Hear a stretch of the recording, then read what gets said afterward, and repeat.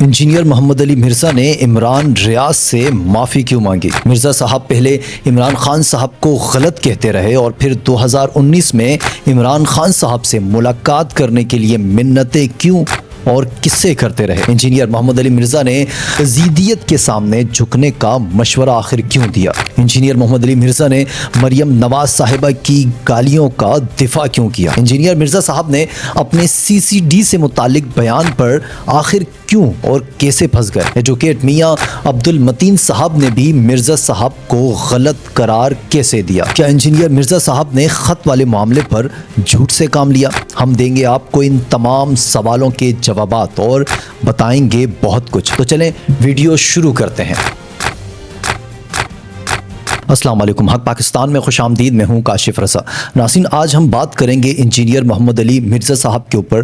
क्या जब से वो जेल से बाहर आए हैं, रिहा हुए हैं, पे दर पे इंटरव्यूज़, पॉडकास्ट क्यों किए जा रहे हैं? ऐसा महसूस होता है कि जैसे कोई बहुत बड़ा कारनामा सर अंजाम दिया उन्होंने।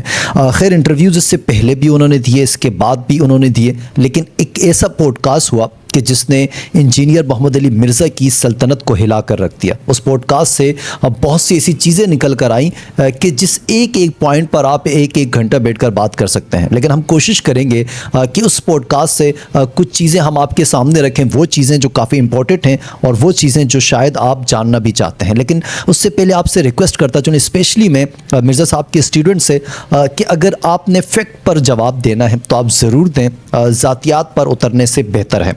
तो अब स्टार्ट कर लेते हैं सबसे पहले इमरान रियाज वाले मामले पर। ज़ीशान अजीज़ साहब ने जब उनसे सवाल किया कि आपने इमरान रियाज साहब पर जो इल्ज़ामात लगाए कि वो सियासी जलसे में उन्होंने तकरीर की, तो क्या आपको इस पर माफ़ी नहीं मांगनी चाहिए? मिर्ज़ा साहब ने काफ़ी सारे सवालात ये किए कि मुझ पर एक नहीं, दो नहीं, तीन नहीं, चार नहीं, 5 ऐसे इल्ज़ामात लगाए इमरान रियाज साहब ने।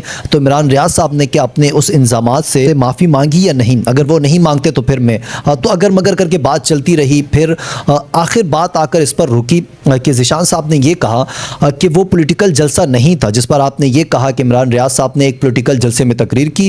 वो खान साहब की मौजूदगी में मुख्तलिफ सहाफ़ी लोग वहाँ मौजूद थे, वहाँ पर उन्होंने अगर बात कर ली तो वो पॉलिटिकल जलसा नहीं कहलाता। जब इस पर समझ आई मिर्ज़ा साहब को कि वाकई मेरे से एक ब्लंडर हुआ है, तो इस पर मिर्ज़ा साहब ने अपना दिल बड़ा करते हुए इमरान रियाज साहब से ऑन द कैमरा माजरत की। अब इस पर उन्होंने नेक्स्ट ऑप्शन ये रखा कि मैं आपकी ज़िम्मेदारी लगाता हूं कि आप कॉल करें इमरान रियाज साहब से और ये कहें उन इल्ज़ामात पर माफ़ी मांगे जो उन्होंने मुझ पर गलत लगाया। अब देखना ये है नाज़रीन, क्या इमरान रियाज साहब भी वो इल्ज़ामात जिसका मिर्ज़ा साहब कह रहे हैं कि मुझसे कोई ताल्लुक़ नहीं है, क्या उस पर माजरत करते हैं या नहीं करते? एक पॉइंट तो ये मैंने आपके सामने रखा। अब दूसरे पॉइंट पर बात करते हैं नाज़रीन। 2014 के बाद इंजीनियर मिर्ज़ा साहब ये कहना शुरू हो गए थे कि मैं इमरान खान साहब को पहचान गया हूँ, उनकी सियासत कैसी है, और उन पर इल्ज़ाम तराशी करना शुरू कर दिया था।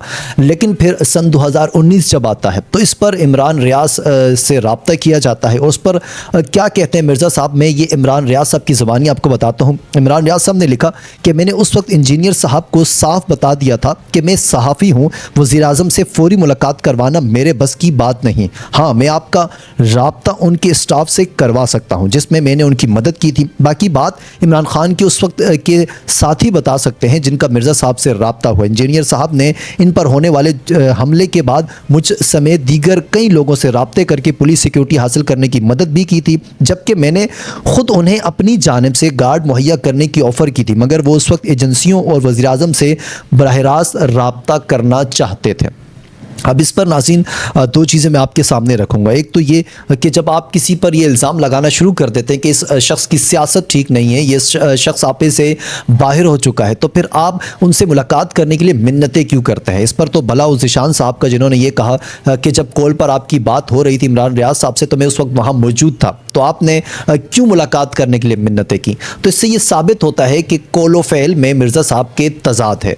ये 2 पॉइंट हो गए। अब आते हैं नाज़रीन तीसरे पॉइंट के ऊपर, और वो ये है कि मिर्ज़ा साहब ने यजीदियत के सामने झुकने का मशवरा आखिर कैसे दिया। मैं आपके सामने कुछ पॉइंट रखता हूँ। ज़ीशान साहब ने यह सवाल किया कि जब आपकी रियासत आपके नहते लोगों पर जुल्म करती है, उनको मारती है, उनको एहतजाज करने से रोकती है, तो इस पर आवाम को क्या करना चाहिए? मिर्ज़ा साहब ने बड़ी बारीकी से वारदात डालते हुए इसमें यह कहा कि आवाम को ये चाहिए कि वो सब्र करें। फिर इस पर दोबारा से ज़ीशान साहब ने यह कहा कि आप ये कह रहे हैं कि मुझे या फिर किसी को भी रियासत के कोई लोग आते हैं, थप्पड़ मारते हैं, मुझ पर जुल्म करते हैं और फिर मैं खामोशी से अल्लाह पाक के आगे हाथ उठा के सिर्फ सब्र की दुआ करूं? तो मिर्ज़ा साहब कहते हैं जी बिल्कुल। इसका मतलब बहुत से लोगों ने इस पर पोस्ट भी लगाई कि मिर्ज़ा साहब जब हमें हुसैनियत का दर्स देते रहे और आज वो फिर यजीदियत के सामने झुकने का मशवरा क्यों दे रहे हैं। अब देखें नाज़रीन, अगर हम बात करते हैं हज़रत इमाम हुसैन रज़ियल्लाहु ताला अन्हु के हवाले से, तो उन्होंने वक्त के हाकिम के सामने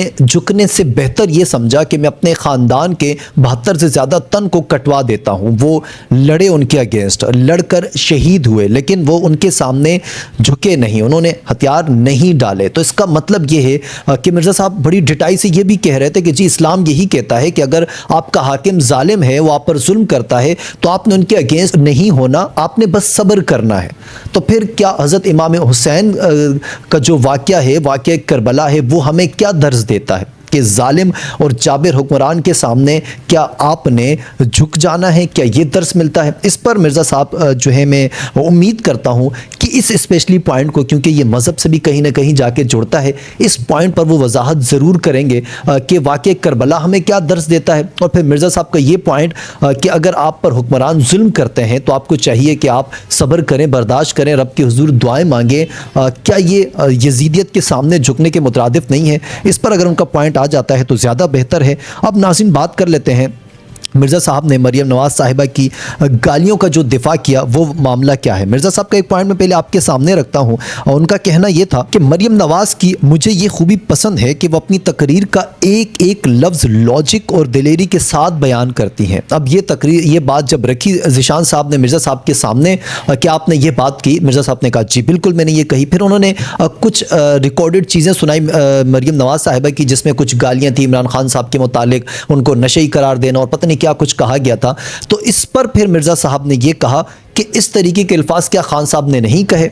तो अब इस पर ज़ीशान साहब ने यह कहा कि सर आपने तारीफ़ खान साहब की नहीं की, आपने तारीफ़ ये कही कि मरियम नवाज़ साहिबा एक एक लफ्ज़ बहुत ज़बरदस्त तरीके से कहती हैं। तो अब जो ये गालियाँ दी गई, क्या आप नहीं कहेंगे कि ये गलत है? इस पर आएँ बाएँ शाएँ करते हुए मिर्ज़ा साहब निकल गए और उन गालियों का दिफा करते रहे, जिस पर फिर उन्होंने कहा कि आप मोहल्ले की फुप्पियों की बात ना करें, जो बात आपने कही सिर्फ उस पर रहें। इससे पहले मिर्ज़ा साहब ने यह कहा कि जो लोग इमरान खान साहब को नशई करार देते थे उन वो गलत थे, क्योंकि एक शख्स इतने अरसे तक नशे के बगैर जेल नहीं काट सकता, और यह भी आपको याद रखना होगा कि जेल में आपको नशा फराहम नहीं किया जाता। तो अब मरियम नवाज़ साहिबा समेत मुस्लिम लीग नून के लोग ये इल्ज़ाम लगाते रहे खान साहब के ऊपर। अब क्या इस पर एक वीडियो पूरी की पूरी रिकॉर्ड करवाएंगे इंजीनियर मिर्ज़ा साहब कि जो नून लीग के लोग इल्ज़ाम लगाते थे खान साहब के ऊपर कि वो नशई हैं? इस हवाले से अब उन पर क्या हुक्म लगता है? मैं तो कहता हूँ मैदान में आए मिर्ज़ा साहब, इस हवाले से भी बात करें।